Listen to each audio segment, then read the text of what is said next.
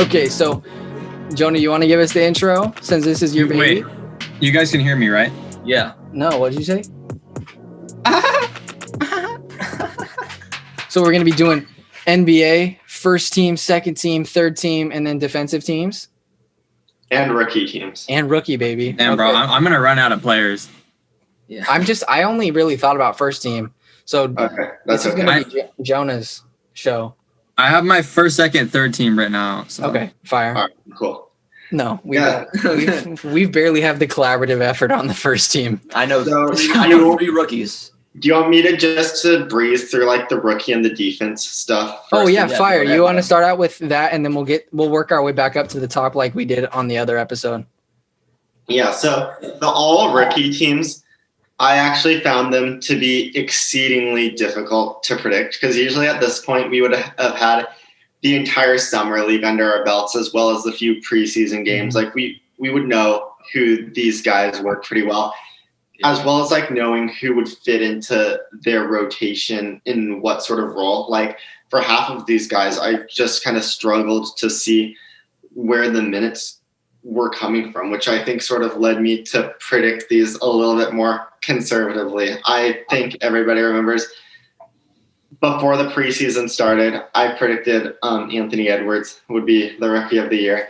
And he has not, the early returns on Anthony Edwards have not been overwhelmingly positive in Minnesota. I'm going to stick by that pick though. Just How about because. LaMelo though, dude? Yeah, For rookie of the year? If you're going that's who Channon's prediction was. And I actually I've liked what I've seen from LaMelo so far. I mean, there are very few rookies who are like, we've gotten spoiled with John Morant and Trae Young and Luka Doncic, and these guys who have just been able to come in and like automatically be able to run an NBA offense and automatically have that like veteran feel for pick and roll and making the correct reads on a possession by possession basis.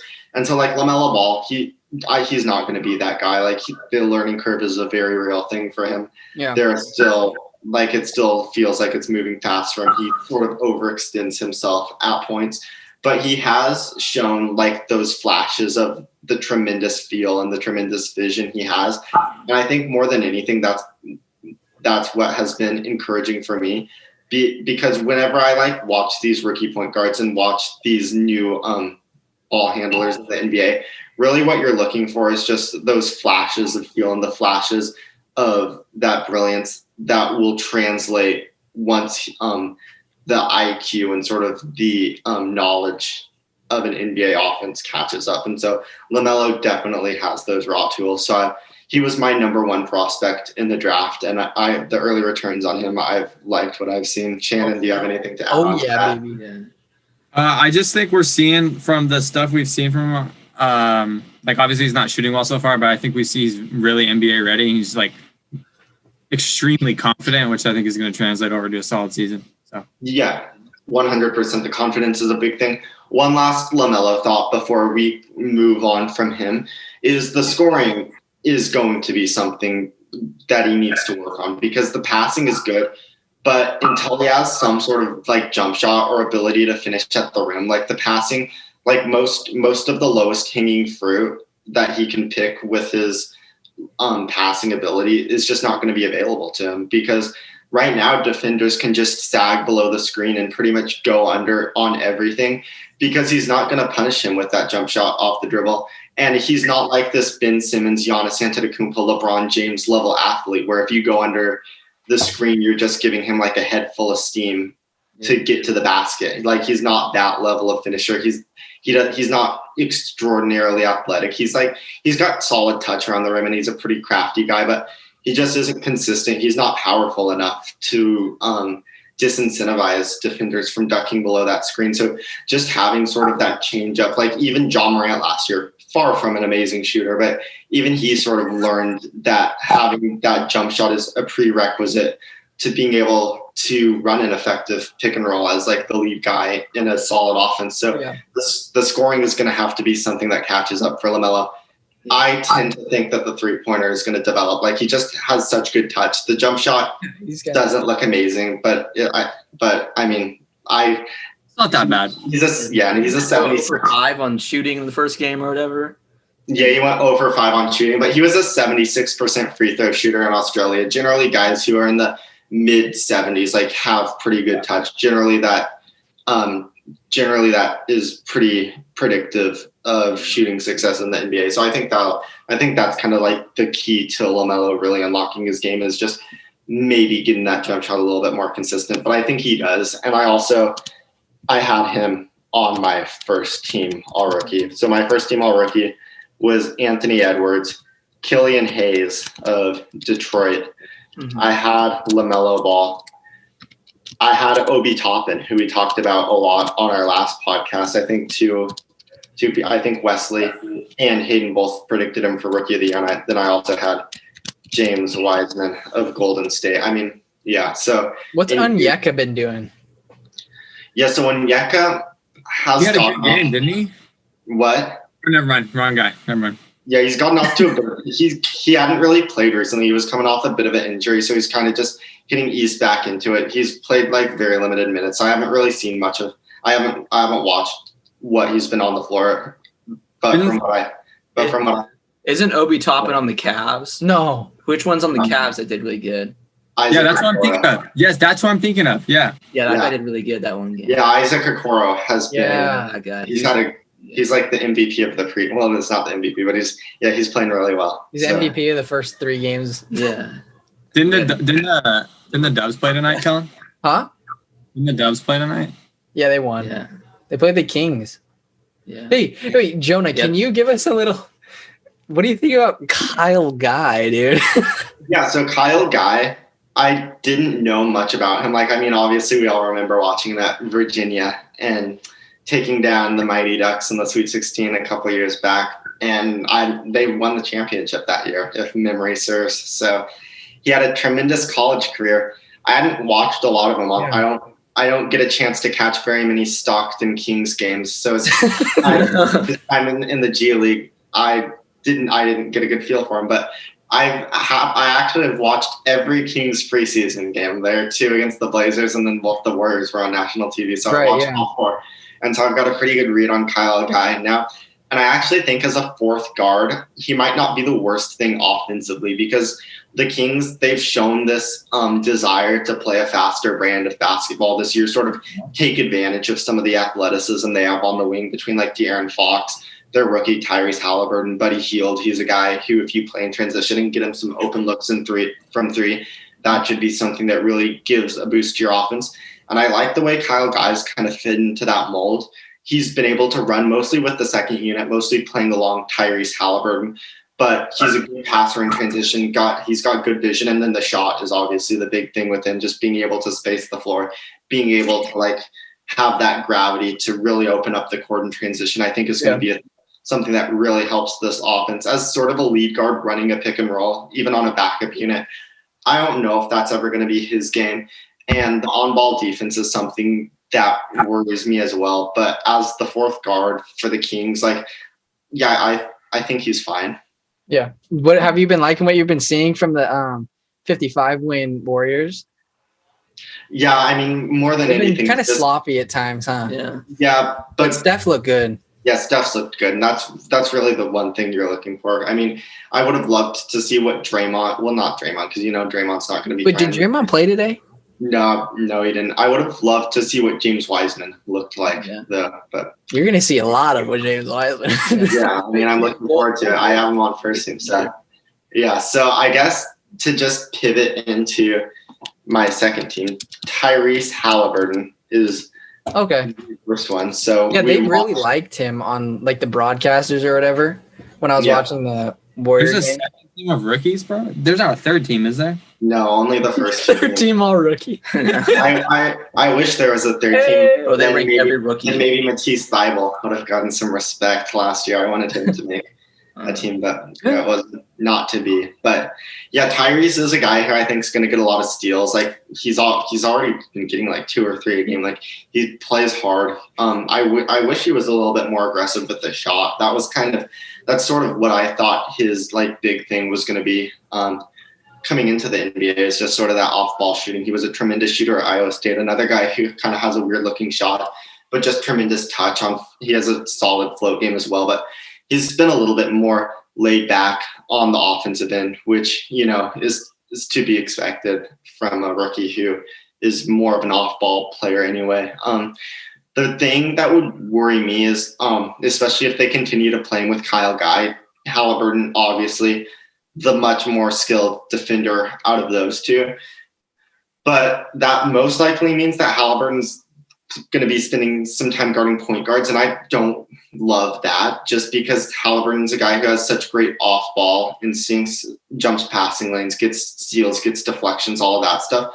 I'd much rather have him guarding a guy playing off-ball so he can sort of make those reads. I think he would be more disruptive in that role. So I feel like in order to unlock some of his like more useful skills, I would pair him next to a better on-ball defender. But I mean, like it's the Kings, they don't necessarily have that guy. Like maybe Corey Joseph, but not a whole lot of creation on the floor at that point, not a whole lot of shooting. So it's just he's going to be a tough guy to fit around for most like backup units. I actually think when he's on the floor with De'Aaron Fox, that should be nasty because they'll be getting up and down the court. They'll be forcing turnovers, getting out in transition. But yeah, so I wouldn't be surprised to see the Kings look for lineups with Halliburton and Fox together. So yeah, Halliburton, second team all rookie for me. What do you think about Marvin Bagley? I mean, yeah, if he can stay healthy, he should be. Looked like he was kind of nice.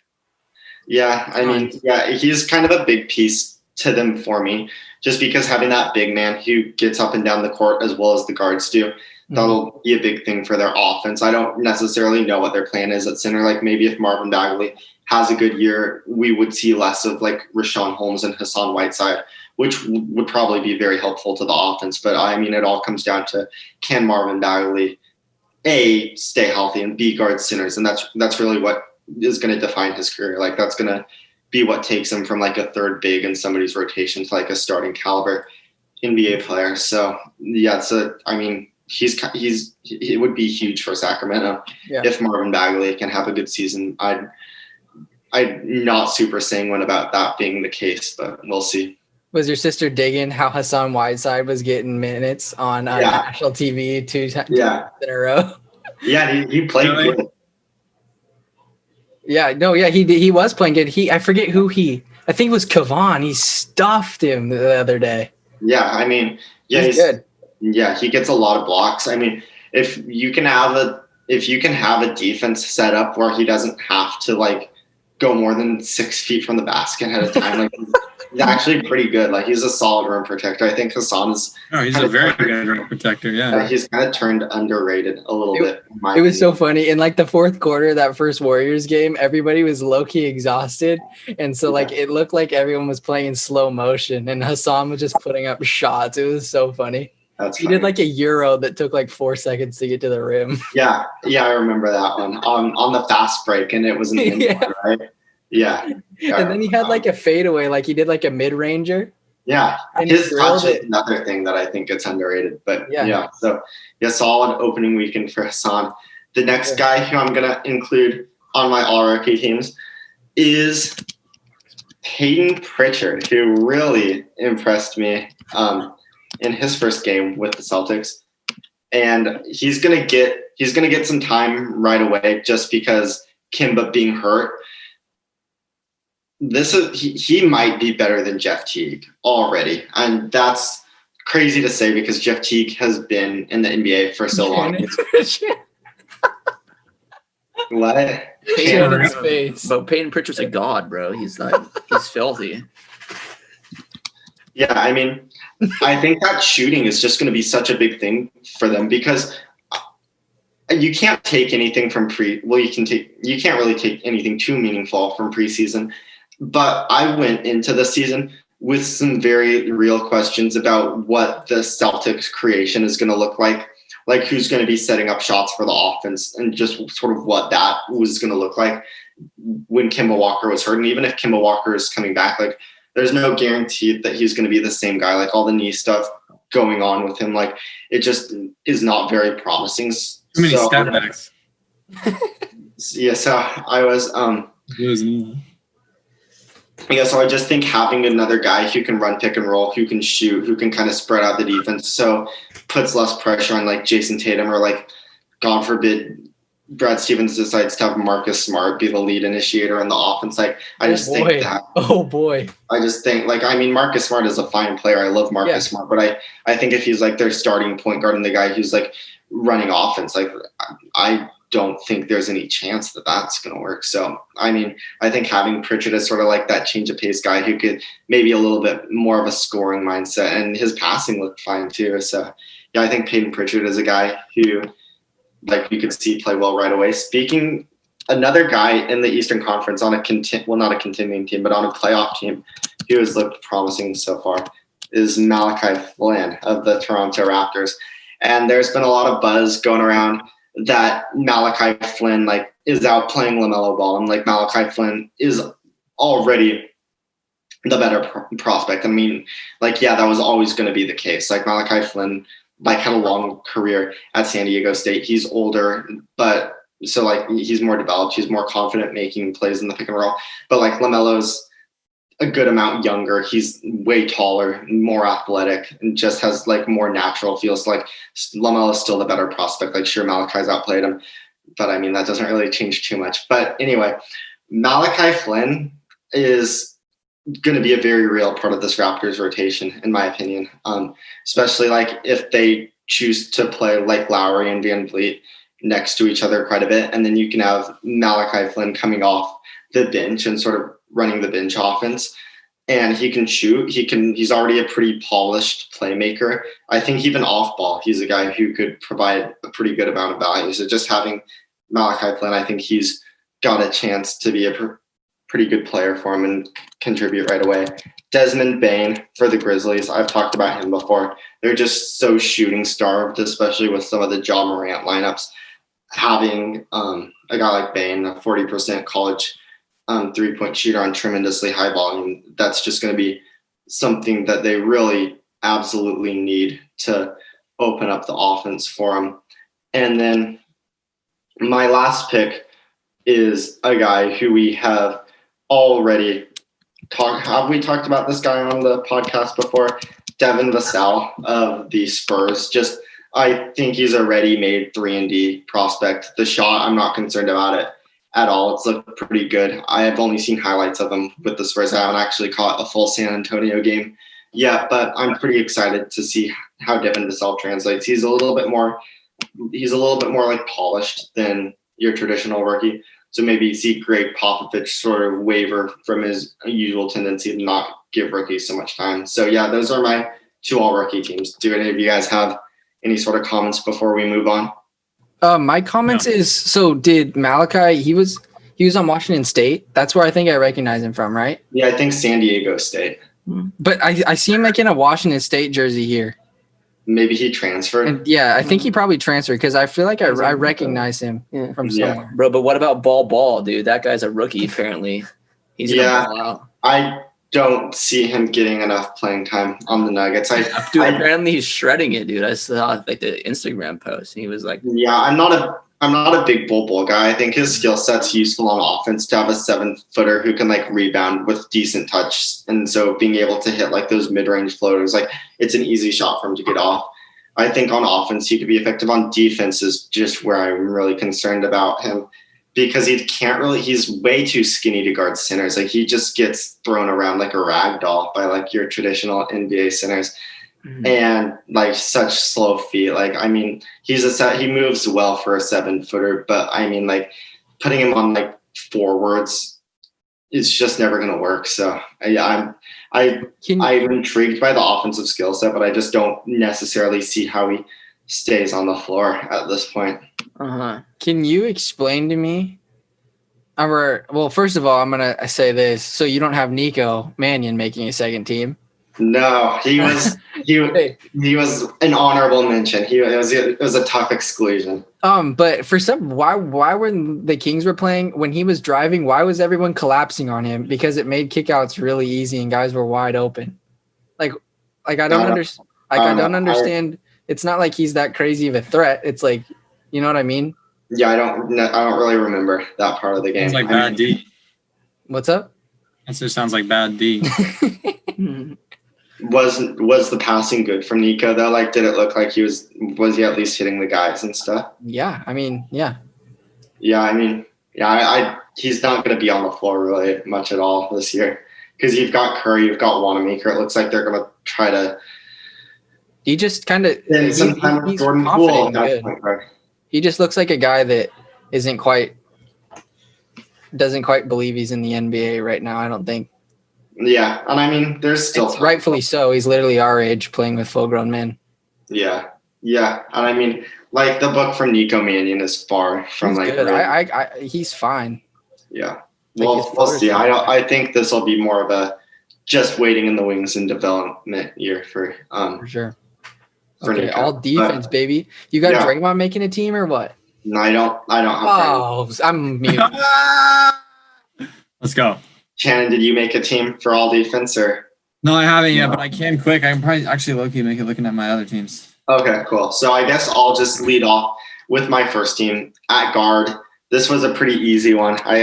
We talked about him last podcast, but Ben Simmons, just a tremendous athlete, gets a bunch of steals, guards really every position 1 through 3, even a lot of 4s, just not the most physical 4s, but he can guard most of the 4s in the NBA as well. 6'10", 7 foot something wingspan. So yeah, and the Philadelphia's defense, I think, will take a step forward as well this year. I think we'll hopefully see Simmons and Embiid play in more games, although those two traditionally have both been pretty big injury risks. But yeah, Ben Simmons he could easily lead the league in steals. So yeah, he's number 1 for me.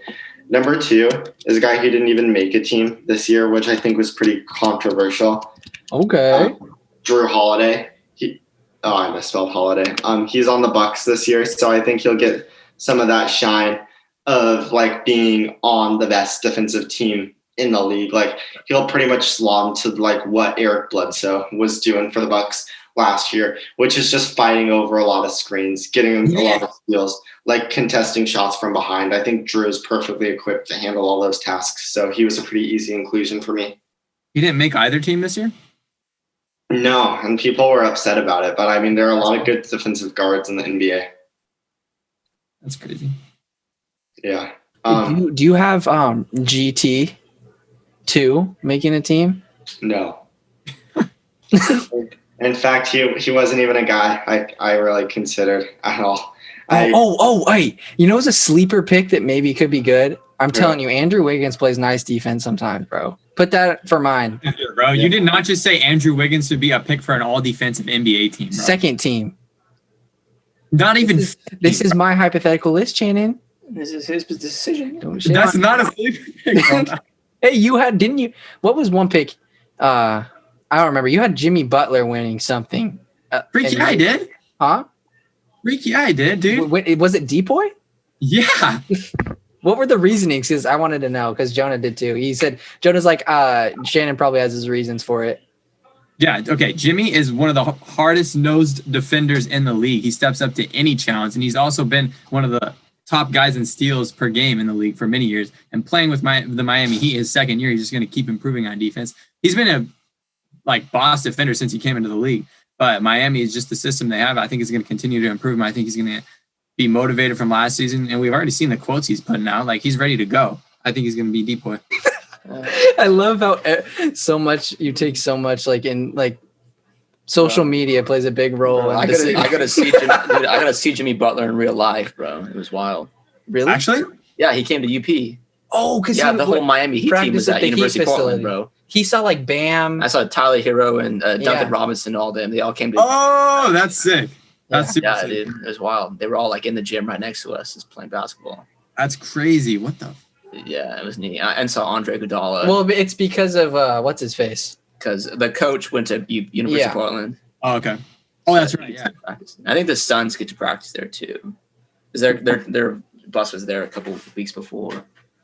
So Yeah. Devin Booker? Devin Booker, bro. Devin Booker is he on an all NBA team? Dude, Devin Booker, you're gonna. I was gonna pick him as shooting one of my guard. guards for like first team. Yeah. Baby, first team. Yeah. Jeez. Hey, if he who's bubble deeper? Bro, James Come Harden's on. trash, bro. I don't know.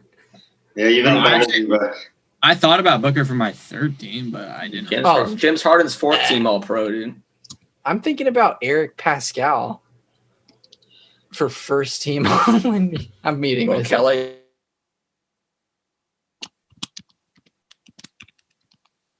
Oh, dude, Jonah is Damn. is Oh, Yannick. there we go. Rudy Gobert. That's what I. Okay, thought. Gobert.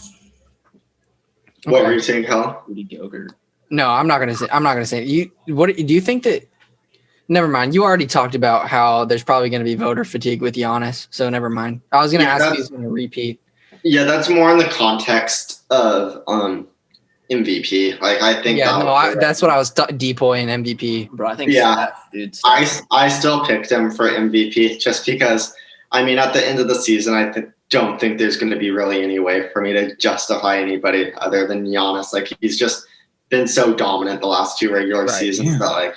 There's no way he's not going to lead every statistical Okay. You didn't. category. Shannon, what's your first team all D? Mine is Simmons. Type it in. Okay. Kawhi. I forgot about Cowhigh. Yeah. Can I get away with him at guard, please? Or Jimmy Yeah, of course. at guard? Doesn't Yeah. matter. So then Jimmy.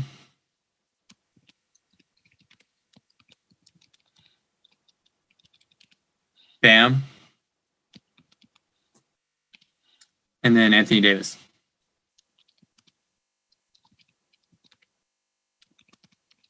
All right, that's a good team. I misspelled Anthony Davis. I'm surprised you left AD off yours. Wait, Sheridan loves. Yeah, you're right. I left Anthony Davis out. That's a good point. Yeah, Anthony Davis. Bro, That's Rudy my bad. Gobert though. Yeah, he was my defensive player of the year, so that's a good catch, Channon. Okay. Yeah, Anthony Davis is obviously on my first team, and then I guess spoilers, Rudy Gobert did. He's make- my center. Yeah, My center. Jonah. yeah. Sheridan loves your spreadsheet mastery. Oh, thank you. You think you Sheridan. can make some of these for like NFL sometime? Yeah, that's Yeah, of course. nice, dude. You can like get a job just from having that. Yeah, I skill. know, dude. You'd be like a Moneyball, bro. Brad Pitt come hire you to do his stuff. Jonah's going to be front office for the Blazers. He will. No. Why not, Jonah? Dude, Jonah, you always you- shoot. You always shoot Jonah, it. you have this potential, bro. You're a wizard. Because there is no position in NBA. Like there's no front office position that I would accept that I could like reasonably be offered. You know, like I mean, if they just flat out said, like, do you want to be GM? Like, obviously, I would say yes, but it's not like I'm gonna like grind from the bottom far up. You know, so I mean, you could be like one of the stats people that do that. You make money and watch games, bro. It's like fun. I don't know. Basketball, Dude, I'm- Dude, you already have experience running stats for a team. I happen to know. yeah. facts. Yeah, that's true. That's true. One of my mom's like friends' daughters was like in charge of like PR for the team or something, bro. Of the Blazers? Yeah. Wow. She's like lives there. Or she does something for that on their team. She loves it. Make money and just chill. Just put Draymond in put Draymond in for forward first team. Okay. Put Andrew first team. Put him in another. Bro, Patrick Beverly though, dude. Put him in. Okay. I'm just gonna get through. I'm just gonna enter my predictions for this really fast, and then we can Because he knows you don't know what you're talking about. then we can get to the good stuff because this is. We should just try to finish this up. So I'll go Eric Bledsoe, Marcus Smart, Kawhi Leonard, and then my most improved player, OG Anunoby. I wanted to include Robert Covington, but there just weren't enough spaces. OG, in my opinion, is the best one-on-one defender in the NBA. He's got such great hips. He can basically move and stay in front of any guard. So yeah, just a tremendous defender, and he keeps getting stronger. So OG is one of those guys who I realistically think can guard 1 through 5. So easy inclusion for me. Like we've talked about his offensive game before, and I really think that's going to take a leap forward. There is some low-hanging fruit I think he could pick on defense just in terms of getting better. He's still not the greatest off-ball guy, still not like the most engaged, like disruptive force in the way that like say Ben Simmons on my first team is. But just in terms of like a one-on-one guy, you're not going to do better than OG. Channon, did you have a second team? Yeah, I do. So it's Drew, all right. Bledsoe, I guess. I kind of have 3 guards. But, Yeah, that's okay. Smart. and then Giannis and Gobert. Yeah. What do you get Yeah, when you I mean- combine Drew Holiday and Eric Bledsoe? Drew Bledsoe. Yeah. Yep, there you go. That was Some good. notable exclusions for me is Can't wait. I did want to get Draymond in there. I do think. I mean, if Draymond's not an elite defender this year, like the Warriors' defense is basically screwed. You're putting way too much on the shoulders of James Wiseman at that point. And I think he'll be a solid rim protector, but he's going to foul like crazy. He's going to make mistakes. So the Warriors desperately need Draymond to play good defense, and so maybe that happens. A sleeper for me, even if I wasn't a Blazers fan. Yeah. Derrick Jones. Stop. Even if I was. Derrick Jones Jr. I'm telling you, dude, he looks good, and he's going to see more opportunities, and I think he's going to be like our go-to defender on ball. Would you include him even before Robert Covington? Actually, yes, because I feel like it's so hard to talk about because Robert Covington is so good off ball and he's really good on ball, but I just feel like Jones is going to be a bigger problem on ball this year. But I think really they'll probably be equally as important to us, but from like a voting standpoint, you know what I mean? Mm-hmm. Yeah, that's a good point. The other thing I'd worry about from a voting standpoint too, just comparing those guys, Covington is going to have insane steal and blocks numbers. Like I think he's going to be averaging at least one of each a game. And I think you're correct. And like Derrick Jones, we're going to use him against the best wings in the NBA. And he's going to be the guy who we throw at like the LeBrons and the Kawhis. But I mean, yeah, they're both tremendous defenders in different ways. And just having that sort of versatility on the wing is, but as a quick aside, do you want to talk about the Blazer defense from last night? I mean, obviously it's a preseason, but there was some pretty serious experimentation going on. Okay, yeah. So what's the new idea? Yeah, so basically I'll just use this as a vehicle for giving my thoughts on it. So Terry is using this new system, or at least trying it, with like the hard hedge from the center. So basically Yusuf Nurkic, Enes Kanter comes up and meets Jamal Murray as soon as he comes off the Nikola Jokic. Yeah, that's what we did in high school at West. Yeah. Yeah, and I mean, so that's a valuable thing because like you don't want Jamal Murray to have a lot of space out there.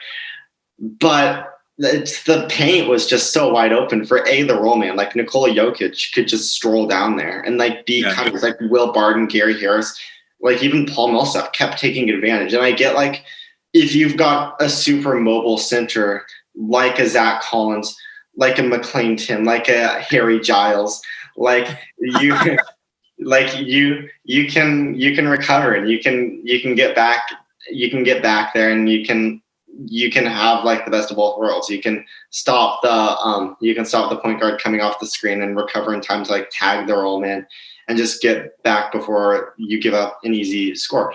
With a more slow-footed big like Nurkic, like maybe, but with Enes Kanter, that's just never going to work. So I mean, I think it's time for Terry to take that defensive scheme behind the barn and shoot it, at least until Zach Collins can play again. So that's facts. I agree. Yeah, I don't think I'm not even comfortable with Nurkic doing that, honestly. Yeah, I mean, it's just like beyond me. We've spent like the last 3 years playing this strictly drop coverage scheme, and we finally went out and got two wings in Jones Jr. and Covington who fit beautifully into it. And now we're gonna switch it up and like having a more versatile defense would probably be useful in the playoffs. And so in that sense, it's probably a good idea to get some reps in with it in the regular season. But I really hope that this isn't something that Terry Stotts is planning for us to use in order to like win games in the regular season, because this for sure is just not going to help us at all. Yeah. I'm thinking it was most likely just like he maybe had thought of it and just wanted to see what it looked like, and he was like, "This doesn't matter. Mm-hmm. It's preseason, so let's shot while we can." Yeah, I hope you're right, and I think you are, because he's been pretty like stubborn in terms of like his defensive schemes the past few years, and so there's no. Now's not the time to change it, for sure. So I was thinking for the all NBA teams, we should actually do this a little differently. I think we should just go by position. So like I could give my first two guards, then Kellan could give his first two, then Channon could give his first two. And that way we have a more like focused area to talk about, just like a more directioned conversation. I like that.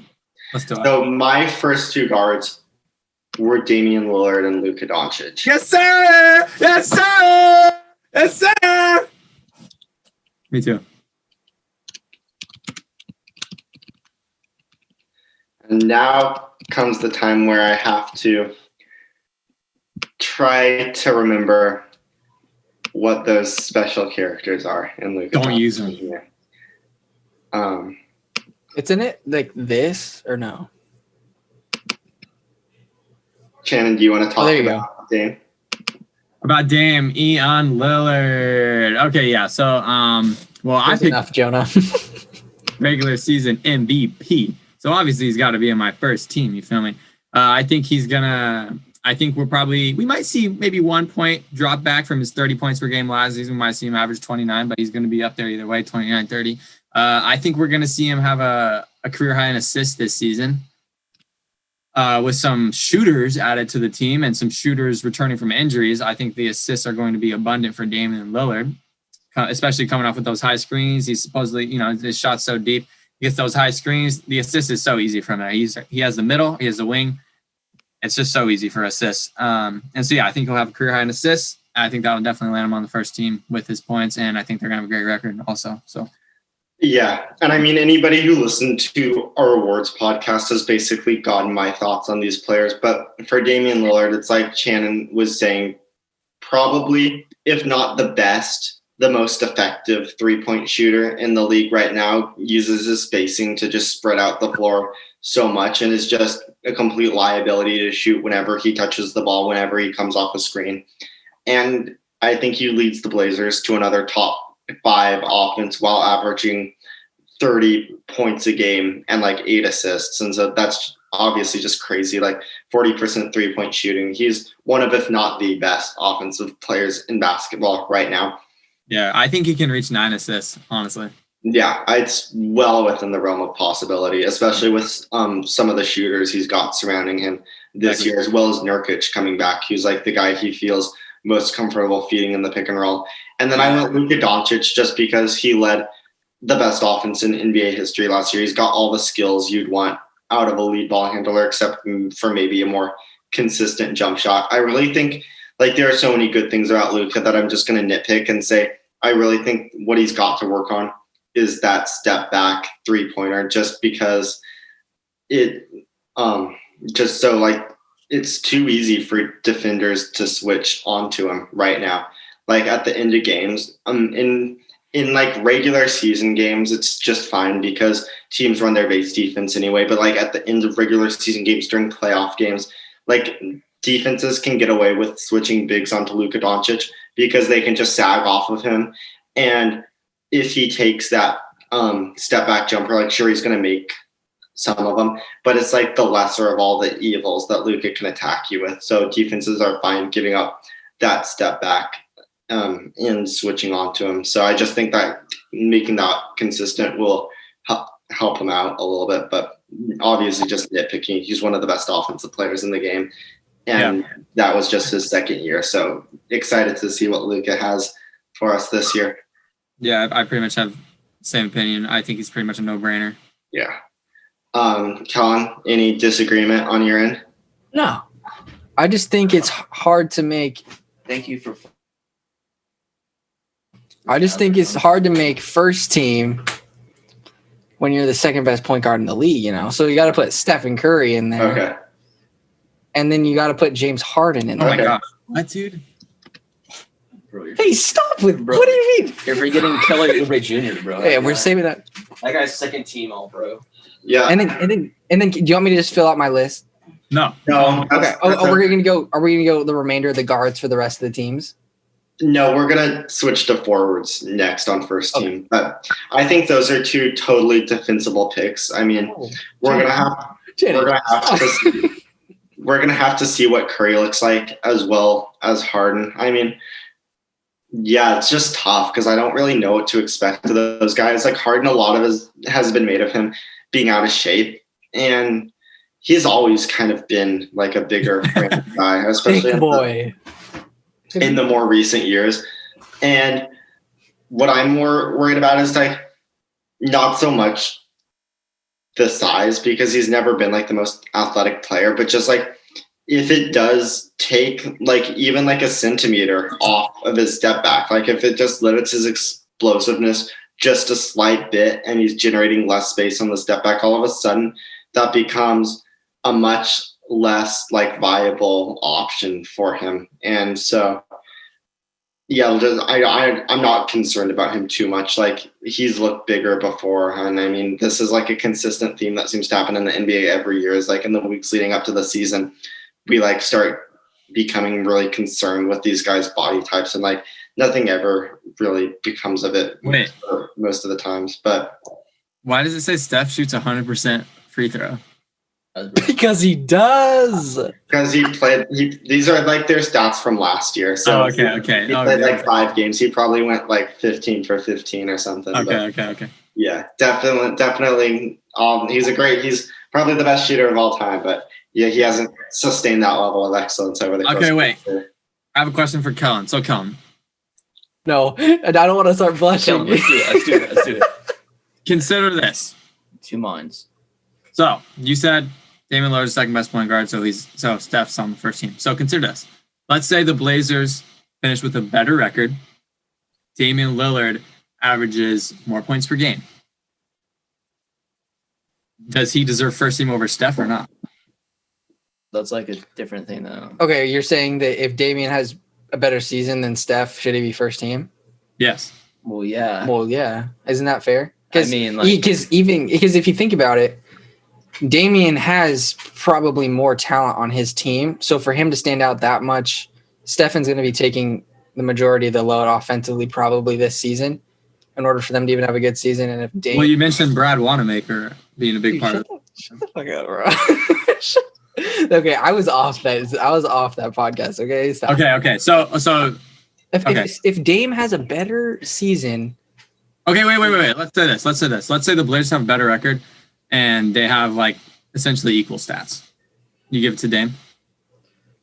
I mean, I at that point, if they had similar stats, I don't know. I'd be interested to see what the Warriors' record would be. Yeah, if it wasn't that far off, I don't think it'd be. I don't know. Okay, like, sure. I don't know. It would just really depend on what the Warriors' record would be, right? Yeah, I was just wondering how far your loyalty would go. The thing that I would really be interested in, I think this is kind of a key question, is what are the things that Stephen Curry really does better than Damian Lillard at this point? And obviously those things do exist. Everything. Well, shooting, I would say. Steph finishes. I mean, they do the things. Wait, can I finish my thought experiment? Kellan, let him finish. So I think the most important differences in their 2 games is I think Steph's a much better off-ball mover. He uses his gravity to just bend the defense and warp the defense in ways that are very helpful to running in offense, and that's something that Steve Kerr has done a masterful job of designing around, and the Warriors have had the talent on their teams to exploit those advantages that Stephen Curry can create for them. What I'd be worried about, and he can also use that movement to create shots for himself, which is like obvious, but worth mentioning. What I'd be worried about is the surrounding cast: Kelly Oubre, Andrew Wiggins, James Wiseman, 3 guys who aren't necessarily the smartest NBA players, not guys who I think we would categorize as super high field players. So how well those guys will be able to reap the rewards of the space that Steph Curry creates for them, and who's going to be setting Steph up for the shots. I think Draymond, I would love to see Draymond in almost a Bam Adebayo role where he operates out of the high post a bit and sort of operates the offense from a forward position. But yeah, I don't know if Steph's catch and shoot is going to be as high volume as it was during some of his better seasons. And then he's a better passer than Dame. I think we can all agree on that. in pretty much every scenario. Like I can't really think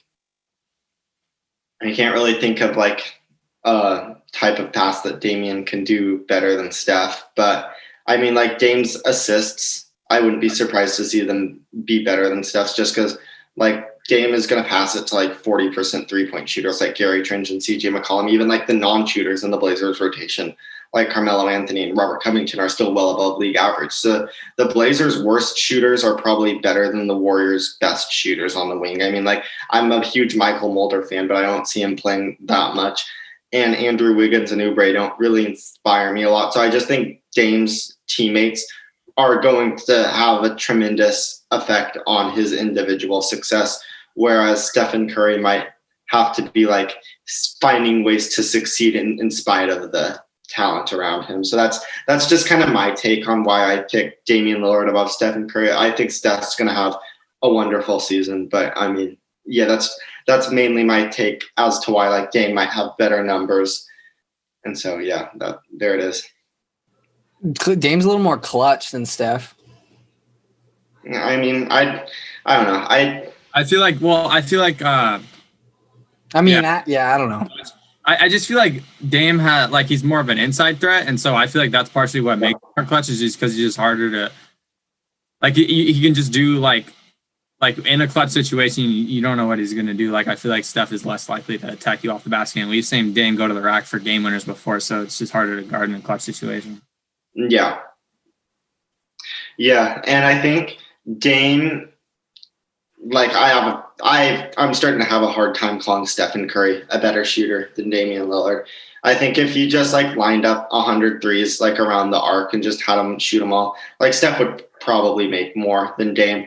But Dame is just so much more aggressive looking for a shot and takes much harder shots and just uses that weapon in a much more dangerous way than Stephen Curry does. And I think we might see Steph have to resort to some of the tougher shots in basketball because he's not going to be like spoon-fed catch and shoot threes the way he was in like the prime Golden State. Teams can afford to smother him now because so it'll be interesting to see if Stephen Curry can rise to that challenge and sort of do some of the things we saw Damian Lillard do last year. And I mean, I think Steph is certainly capable of it. So, but like whether he'll be able to or not, I think is a big question, and whether or not he'll want to. Like Steph may be like one of those guys who would just like rather run out an offensive possession, like get his teammates involved, just kind of see a play through. I don't know if he's going to be. I don't know if he has that Damian Lillard mindset where he'd pull up from 38 feet. And I honestly think that would be a mistake if Steph like wasn't uber aggressive. But I mean, he hasn't had to be really in the past unless he's wanted to. I think you should also mention how good Dame's gotten at drawing the foul on the three. That's a tremendous point too. I hadn't even thought to mention that. But yeah, that's if anything has made like Dame even more scary, because you can't, I mean, as much as you have to, you can't really afford to like guard him too closely, or otherwise he'll just stop on a dime and it's 3 free throws. So that's a great point. Yeah. And that's something that Dame's really mastered recently. So I'm glad you mentioned that, Channon, because I think that's an important part of Dame's game as well. Yeah. Are you guys ready to move on to forwards? I am. Okay. So I would assume they're pretty much an agreement across the board. Yeah. Do you want to give yours first? LeBron and Giannis. Yeah.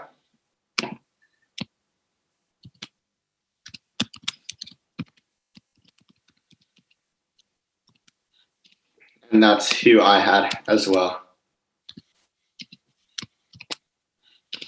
Colin? Maybe KD. And let's just go LeBron James. And then for centered, KD over Giannis. I like that. Yeah. So is there a reason you're down on Giannis this year? No, I just thought I'd switch it up. You know? I mean, there are so many good forwards in the league. And KD's back. Like, he's a savage. Yeah, I don't think there's any chance that Giannis misses all NBA first team. He's just been so dominant over the last few years. Like, there's no NBA team that has a scheme to stop him in the regular season. He was the most efficient player, like, in NBA history, according to some statistics, like some all-inclusive stats like PER or what have you last year, and it wasn't particularly close. So I think if he can continue to put up those numbers, I don't really think there's an argument for him not being the best regular season player in the NBA, let alone him not being a top 2 forward in the regular season. So, Channon, any other Giannis thoughts? And I mean, sorry, one more before I go.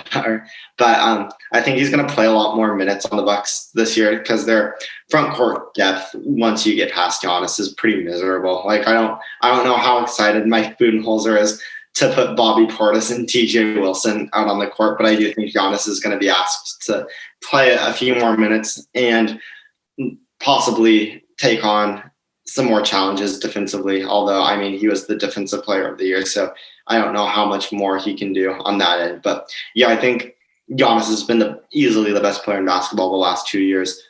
And if anything, I think he'll take another step forward and be even better this season. So this was just really a no-brainer for me. Did you feel the same way, Channon? Yeah, pretty much. I mean, we talked about before how he's just a regular season dominator because teams are just realistically not going to drop like a situation like Miami did in the playoffs to stop him on a game basis. So. Yeah, and even fewer teams have the personnel to even execute right, like Miami did. Like those Jay Crowder, Bam Adebayo, Jimmy Butlers, like they don't necessarily grow on trees. So yeah, and I think that's an underrated aspect of sort of the story of Giannis Antetokounmpo so far is the defenses that he's gone up against in the NBA playoffs, like Kawhi Leonard, Pascal Siakam, like that Toronto team. Like they definitely had some key pieces. Like Kawhi just had an absolute masterclass against Giannis in that series.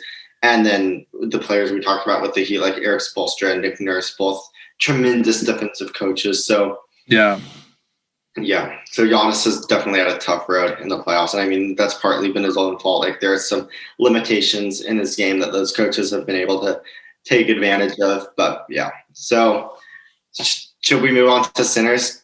Kellan, do you want to?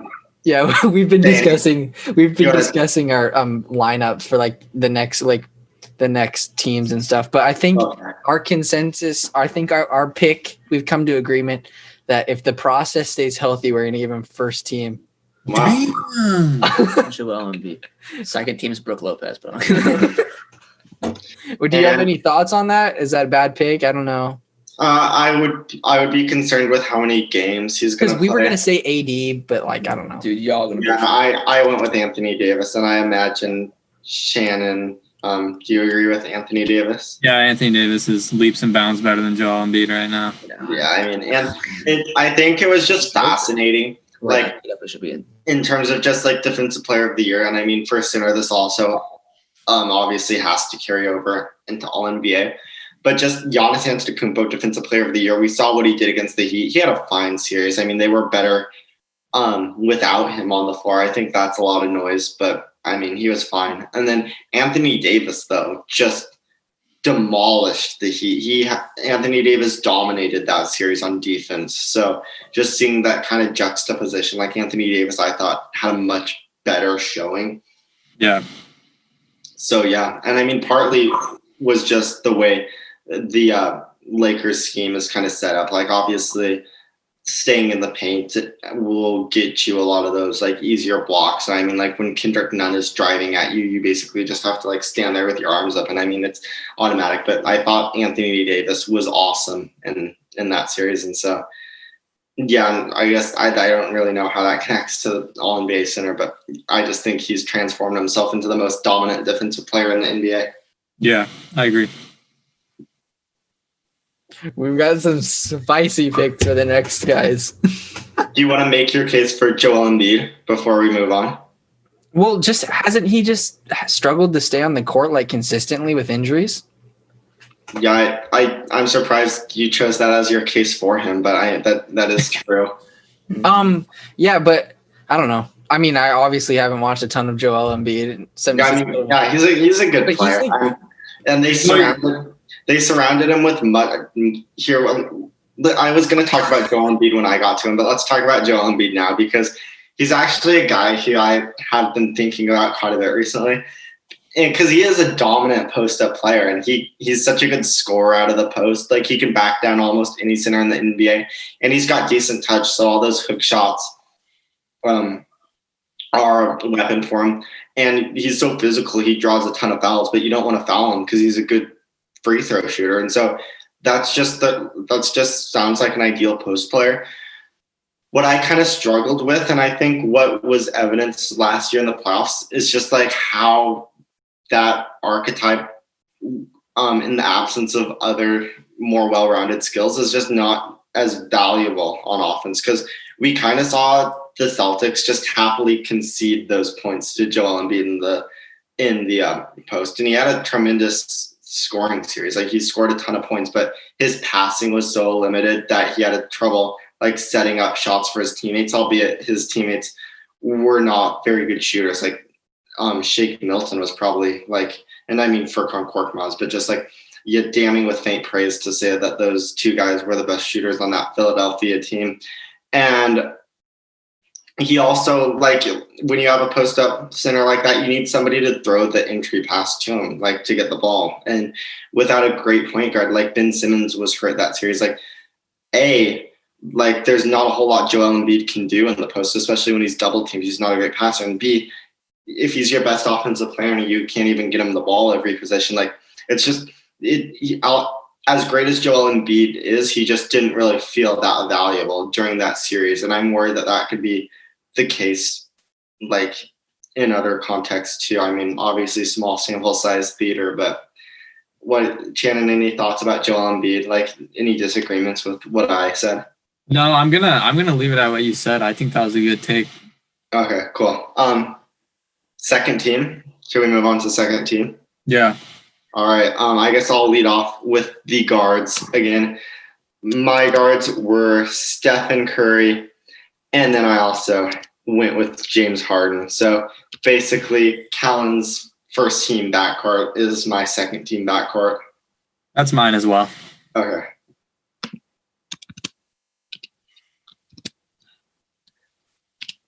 And Kellan, do you have me and Channon's backcourt? I think we put Luka and D-Book. All right. Bro. Nowhere in sight, dude. So talk to us about Devin Booker, because he's not a guy who I watched like one game in the bubble last year. Dude, he's a savage. When he got hit, like, he strained that three, it fell on the ground. Bro, honestly, and it was like more clutch than Damian Lillard, dude, honestly. I mean, and he's a great player. Like, his scoring portfolio is very impressive at this point. Mm-hmm. I think that back when we were actually allowed to go to games, like, getting to see players up close, like, I feel like I gained a lot from that experience. Like, getting to see him up close, it's kind of like changes the way I think about some of these guys, and probably none more than Devin Booker. Like, he's definitely a guy. I went away from like the Suns game that me and Channon went to, and I had definitely a new respect for Devin Booker because he's so strong in person. Like, if you told me that game, like, okay, Devin Booker on a given possession is going to post up against CJ McCollum, like, how do you think that's going to work? And I probably would have said, like, I mean, CJ's not the greatest defender, and Devin's an elite mid-range shooter. And so, like, it's probably not the most efficient shot he could have gone for. But, I mean, I think, like, he might hit it, like, 40% of the time or whatever. Like, I just don't think it would have been a great shot for him. But he's so strong. Like, like, he's tough to guard because he's so strong. He's so shifty. And he's not Luka level, but he's one of those players who's so good at using their frame and using their strength to sort of get their defender off balance and therefore create angles to, like, sort of spin into a jump shot. And so that was honestly the most impressive thing to me, is just how strong Devin Booker is compared to other shooting guards and how that's something he, like, leverages to get off easier shots. So, and then obviously just like the shooting, the all-around shooting is amazing. So yeah, Devin Booker is a tremendous player. I would have a tough time getting this excited about him, but I mean, that's just me. Channon, any Devin Booker thoughts? I think the concerns really just come on defense, but Yeah. I guess you hope that will improve eventually, but I don't think he's at a second team caliber yet. And yeah. I mean, I don't think that one game winner in the bubble is enough to put him on the second team next season. Yeah, I mean, yeah, for sure. Yeah, I'd say he's like Damian Lillard level of defense, but obviously Dame is just so much better on offense. So that kind of is, I mean, with a transcendent offensive talent like Dame, you can maybe overlook some of the defensive shortcomings. But I mean, Devin Booker, he seems to have like a solid frame. His feet are quick enough. Like I think he could be a good defender, but he just hasn't like always been engaged. For the first few weeks of the season last year, he was playing very good defense. So I'd be curious to see him keep that up over the course of a season. I'll be very excited to watch him in the playoffs this year if the Suns are in fact able to make the playoffs or even like the playing game. I think it'll be exciting to see how Booker adapts his game to the playoffs because I actually think he's a guy who will scale relatively well to the postseason. So if he's more engaged, for sure, definitely, yeah. Yeah, if he's more engaged defensively, like I really think that would be a treat to get to see that side of Devin Booker. So we'll see. And then on James Harden, I pretty much said what I had to say about James for today. Channon, any thoughts about Harden? I mean, he still dominates. I honestly, my second team for him is, I think we're seeing obviously some like issues, kind of like reminiscent of that whole Scottie Pippen thing that happened with just attitude stuff, and like we don't really know what's going on. And I think it's pretty much seeming like he's going to end up on a different team. And I think in Houston, he's pretty much like, the team's been built around him, so he's able to do whatever he wants. And I think there's going to be some struggle adjusting to a different team, but he's still dominant on offense. So. Yeah, and James Harden, I almost worry even more than Devin Booker on defense, just because as limited as Harden is on offense, like he's pretty much become a caricature where he either takes a step back to his right or drives to his left and takes a floater or gets fouled. There's like I talked about Booker having an extremely diverse offensive portfolio. Harden is pretty much the opposite of that. And it just goes to show like you don't necessarily always have to have a super diverse game to be an effective scorer. But anyway, on defense, Harden is almost even less versatile because he thrived in that Houston switching scheme because he does have the strength and he does have solid hands. So him going up against most forwards wasn't the end of the world. But if he had to be in like a non-switching scheme, or like if you, God forbid, he was on Philadelphia and he had to play in that drop coverage where he was expected to fight over screens, like he's just never going to do that. And so I think in a setting where the defensive scheme isn't like catered to his exact skill set, like that would be something that I think would concern me even more. So forwards, Channon, do you want to lead us off for that? I have KD and Kawhi. Okay. Yeah, both very good picks. Yeah, I'm hoping KD returns to his second team season. I want the best for him. And I've talked about Kawhi before. I think he's one of the most dominant players in the league. It's just obviously the regular season is like he takes time off and stuff, but so that's why he's not first team to me. And obviously there's just so many good forwards, but he's one of the best players in basketball. Yeah, and I mean, like Kevin Durant, I said before, I hesitate to take too much from the preseason, but at least it looked like Kevin Durant had some of his athleticism back, and so I mean that was promising. And he was hitting some tough shots too. Like he was being guarded by Rui Hachimura, for all his defensive limitations, he's at least a tall guy with a decent wingspan. So theoretically, if he's able to stay in front of Kevin Durant, which he was on a couple of possessions, he was able to get a good contest on the shots. And KD was just like his old self, just splashing that mid-range over Hachimura. And so that was very encouraging. There were a couple of plays where he pushed off of that injured Achilles and even pushed off that injured Achilles through contact. And that, if anything, was even more promising to me, just sort of seeing him go back to like the moves that caused him to tear that Achilles in that game against Golden State. And so just seeing that conveys to me that he has like absolute confidence in his body right now, and that's the most important thing, because he's a world-class scorer, and as long as his like body is working, he'll be able to figure out the rest of it. So yeah, very promising stuff from Kevin Durant. I think that is those two guys are again these same guys that I had on my all NBA second team, Kevin Durant and Kawhi Leonard. Nice. And Kellan, who did you guys? Oh baby, we've got Giannis, Okay. and we've got Jason Tatum. Yeah, both good picks. I would have liked Giannis a little bit more on first team, but I mean, Okay, yeah. better late than never. If anything, it would be. I think KD and I think I would swap LeBron and Giannis. Maybe. I don't know. Yeah, it's fine. I mean, it's totally possible. Yeah, and then our third team's a freaking mess. no, but- Kellan, our third team's great. What do you mean? Well, we haven't done our centers yet, Kellan. So Oh yeah, you're we haven't jumping even ahead of done yourself. centers yet, dude. All right. Yeah. Who's your guys' center? We put Anthony Davis. we put Joker. we We put 80.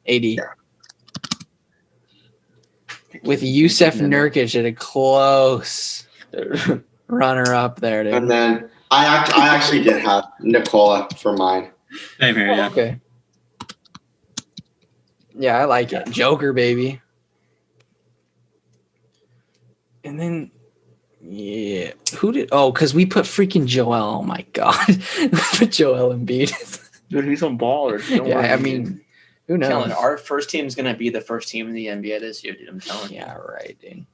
Yeah, and Nikola Jokic is just probably one of the more well-rounded offensive players in the NBA. Like, he's a bona fide 3-level scorer from the center position, and surround him with weapons like Michael Porter Jr., Will Barton. Hopefully will be back. Obviously, Jamal Murray is there. And so just tremendously set up for his success.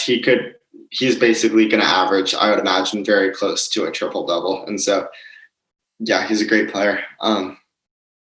Probably the best center in the NBA right now, if you classify Anthony Davis as a forward, which I do. So, yeah. Are you guys ready to move on to third team? Channon, do you have anything to say about the centers? No, let's go.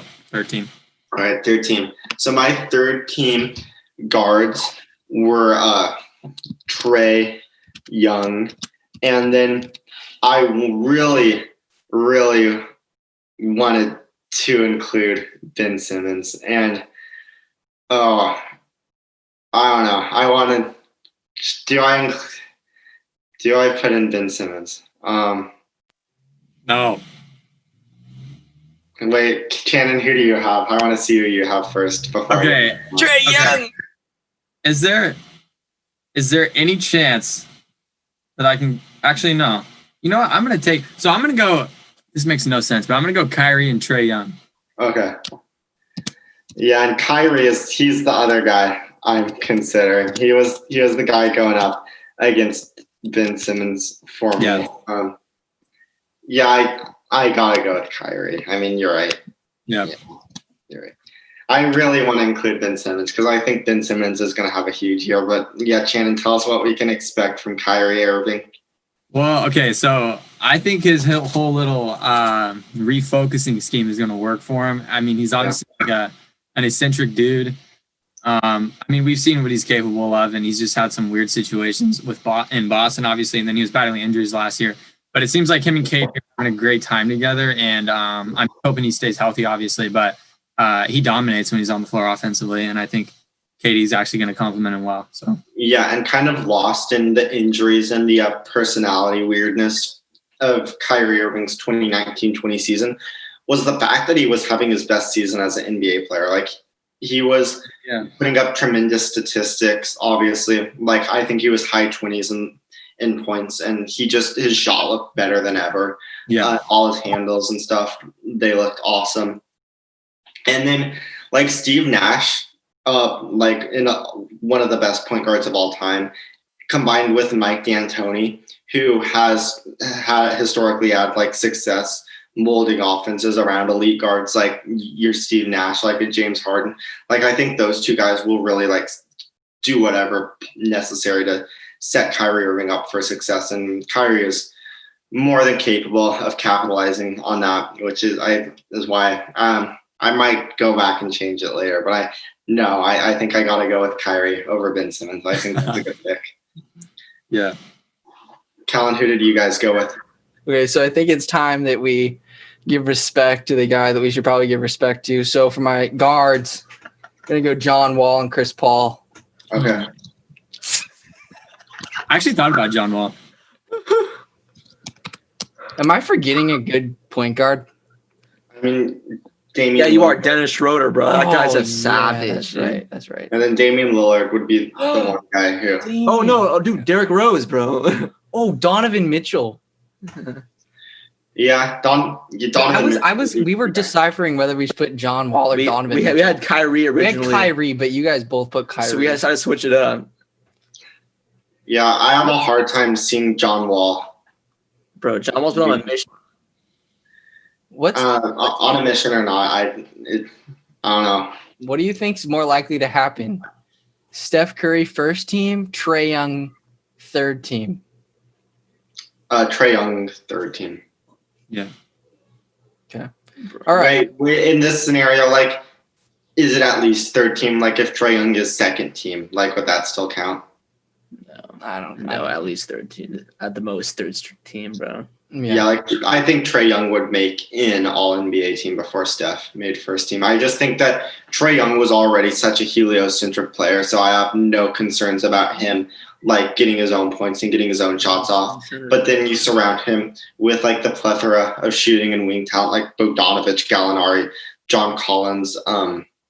Like who am I forgetting? Even Tony Snell can hit threes. Cam Reddish and DeAndre Hunter. You would think they improved off last year. Like I just think. And Clint Capella, an elite rim runner and a vertical floor spacer who should, like in theory, draw defenses away from Trae and maybe open a little bit more of the floor out for him to get off like his floaters, which are at a world class level. So I just think this offense is so good for Trae Young, and he's already a guy who's used to like hunting out his own shots and being really aggressive. So I am expecting big things from Trae Young this year. Okay, yeah. All right. Dude, the Hawks, were they looking were they playing everybody? Was Bogdan and I think so. I haven't caught a Hawks game yet, but I need to watch one. Because their roster sounds good on paper. Same with the They had a good offseason, definitely. mm-hmm. Very good. Yeah, and the Hawks, especially offensively, like I wouldn't be surprised to see them have a top 10 offense. I think more realistically, it'll probably be in like that 8 to 12 range, but they've got elite level floor spacing, and then they've just got an absolute pick and roll maestro in Trae Young. I think they'll run into some of the same issues they did before without Trae on the floor. And then obviously the defense is very much a work in progress. We have yet to see what Clint Capella looks like this year. I think he's played limited minutes in the preseason, but yeah, so it'll be interesting to see how this team does gel once the rubber meets the road. John Wall was a guy I was kind of curious about on your team, especially if Harden sticks around. There's just no way that Wall gets the statistical profile of an All-NBA guard. Is this kind of banking on the fact that Harden like gets traded and they don't even if they trade him to Philadelphia, you get Ben Simmons back, who in theory would sort of marginalize the Wall role in Houston. So let's go Donovan Mitchell instead. What? Are you sure? I mean, I don't. Yeah. Let's do Donovan Mitchell. What? Because you brought up a good point there. Because it would be really tough for two guards on the same team to make an All NBA team, right? Yeah. Or I mean, Steph and Clay do it like every time they're healthy, though. I just think John Wall in particular. So. Bro, CJ McCollum and Carmelo Anthony, bro. They do it too.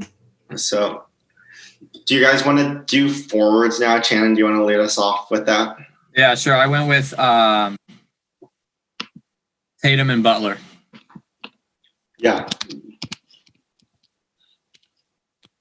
And I like having Jimmy Butler on there. Like, if you think if he's a defensive player of the year, like for sure he's going to be good enough because at this point, it sounds crazy to say, but like I have more confidence in Butler's offensive game than his defensive game. Like he's just turned into such a smart offensive player. And like, even though the shot's not very good, he gets fouled so much that just like there's so much low hanging fruit for him because he gets to the free throw line like as much as anybody in the league. And then he will knock down the shot when he has to. He's actually a very clutch player.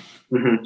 Yeah, and that's like I was impressed. Like he can flip the switch on and off. Like totally. More than any other NBA player, because there are games where he just doesn't shoot it at all, and he might finish with like 12 points, and it would be like a Goron game or a Tyler Hero game.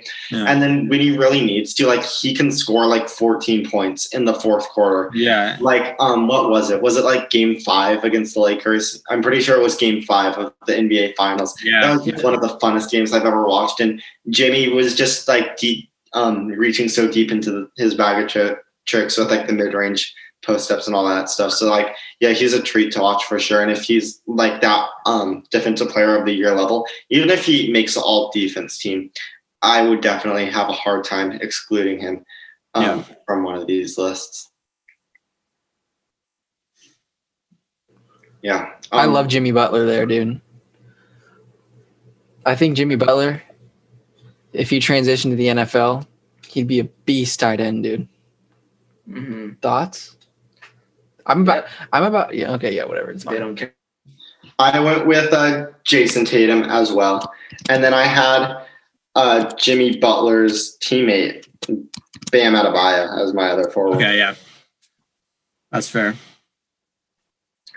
I just think maybe Butler's the better defender, but I think Adebayo is the more impactful defender. It's been a couple of years since we've really seen Butler fully exert his powers on defense. And obviously he's a tremendously smart player. He gets a lot of steals. Like he's still very disruptive. And when he's locked in, like there are very few players better than him, but he spent more time on like more secondary threats. He's not gonna necessarily like guard your LeBron James or your Jason Tatums and just like for 30 minutes in a regular season game. And so that's the only differentiator where I would say that like Bam Adebayo, just from a regular season perspective, might be a little bit more valuable. And then they basically run the offense through Bam at this point. So he's like the cornerstone for their offensive scheme, like the handoff game with like Robinson or Hero.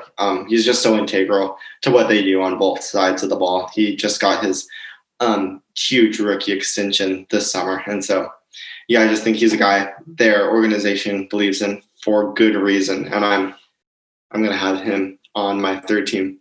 Colin, who do you guys come up with for forwards? So we're going to go Kawhi. Okay. I think we're getting a little bit of sleeper here, dude. We're having fun here.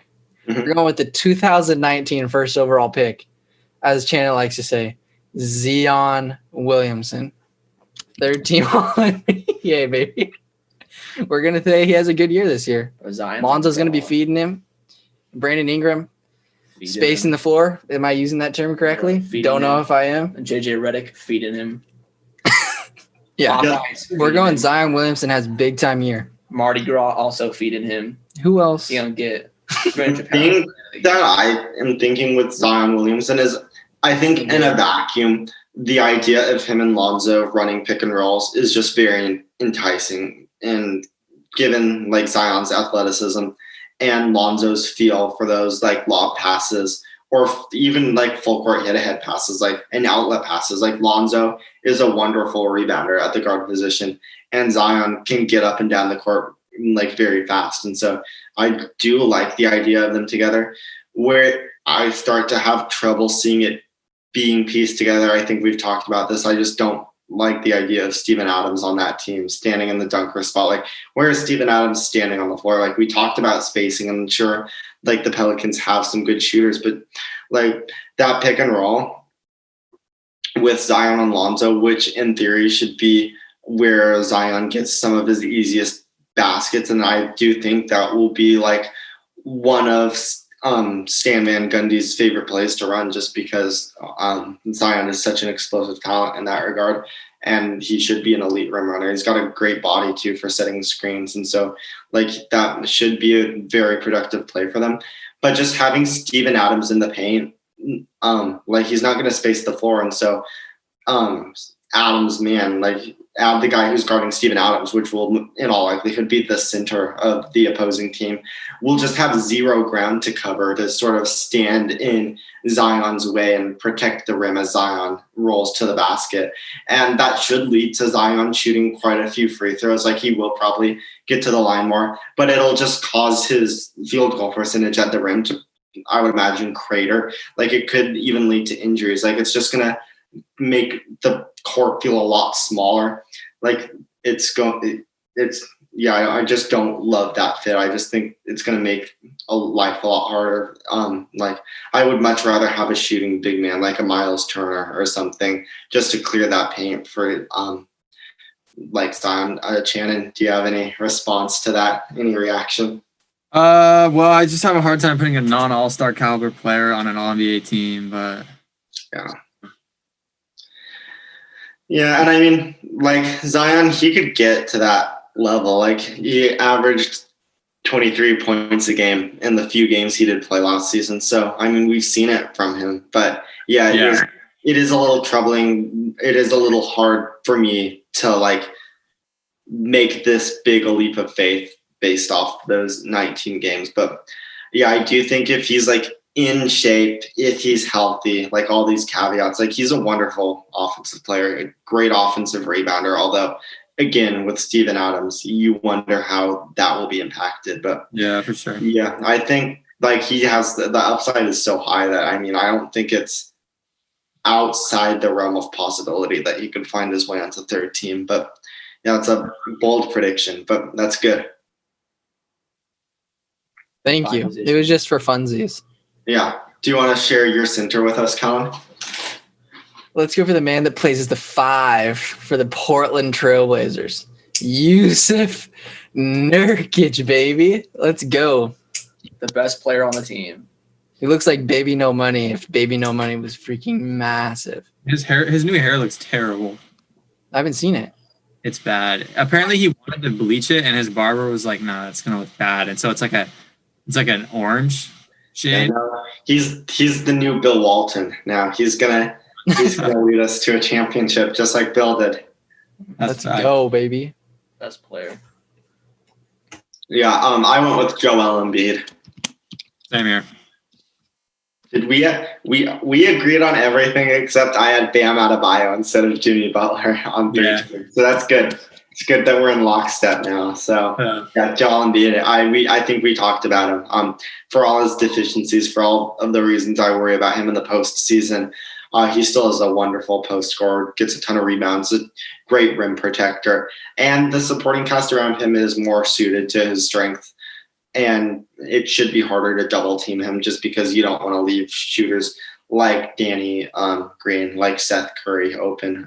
We'll see how the combination of him and Ben Simmons works this year. I do think that the jury is sort of still out on how that will work in the half court, but if it will ever work, the shooters that they have on this team now are like, I don't know. I think that both those players are set up well for success this year. And I think specifically Joel Embiid, who touches the ball so much and is just so dominant in the post, especially like Brett Brown used to do this. I don't know if Doc Rivers will carry on this tradition of having Joel Embiid play a lot of his minutes against the opponent's backup units. And so Joel Embiid gets to like play in the post against backup centers and just get super easy buckets that way.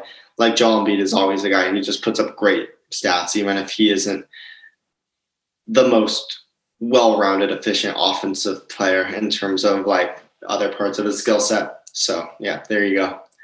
For sure. Do you want to talk about Yusuf Nurkic for a second? What? Oh, me? Yeah. No, I just think it's a fun pick. And He's the best player on the Blazers. When I was watching him in the bubble, which is where I get the majority of my information from, bro, he looks kind of good. His leg is the strongest. I mean, there was a few times in a couple games where he was almost the heart and soul of the offense at times. Like he was kind of dominant, getting boards and stuff and finishing. I don't know. Mhm. He's good, and he's like so he's pretty athletic and like obviously he's a legit player, but he's pretty coordinated for a big man. So Yeah. those are my picks. It's so funny looking at your guys' picks compared to me and Sheridan's lists because your guys' are pretty similar and then ours are kind of out there. Like look at our third team, dude. Yeah, I Donovan think Mitchell, Chris Paul, Kawhi, which Kawhi will make a team probably, and then Zion and Yusuf. Zion will make a team, obviously, bro. First of all. I think the biggest exclusion from your guys has got to be Damian Lillard. But I don't know. Did you have a reasoning, or I mean, there are just so many good guards in the NBA that like people have to get left off. Is there any like was there something you like were knocking Lillard for, or was it just like? I think it was just because there's just so many other good guards in the league that I just kind of spaced when I was making the teams, I guess. Yeah, I mean that's fair. The league, the talent is at an all-time high. Well, if not an all-time high, close to it. Like there are so many good players right now, so you really can't go wrong. I guess what doesn't really make sense is when I pick Damian Lillard to win MVP and then he doesn't even make it all team, an NBA all team. Yeah. Did you pick him? Doesn't make too much sense there. I think I did pick. Did I pick him to win MVP? No, you picked Kevin Durant. But it was because Wesley picked Dame because I wanted to pick Dame because you went with Giannis and I remember Hayden went with Jason and if no one else said I should have known that Wesley was going to pick Damian, but I was going to go with Dame if no one else picked him, just to let you know. But KD is my second pick. But you made a good point though. KD, he might be like minutes restrictions, right? Yeah, for sure. So that might hurt him in the MVP race. But yeah, dude, all of these slides look so professional, bro. Jonah, you should be a proud man. All right. Well, thank you. Yeah, and we'll have to figure out a way to format the postseason prediction video because I think that one should be pretty fun. Because it's a lot different talking about these teams in terms of like playoff success than it is regular season. So that'll be fun. All right. Thanks for coming on, you guys. Yeah. Thank you guys. Yes, sir. See you guys. All right. Bye-bye. Go ahead.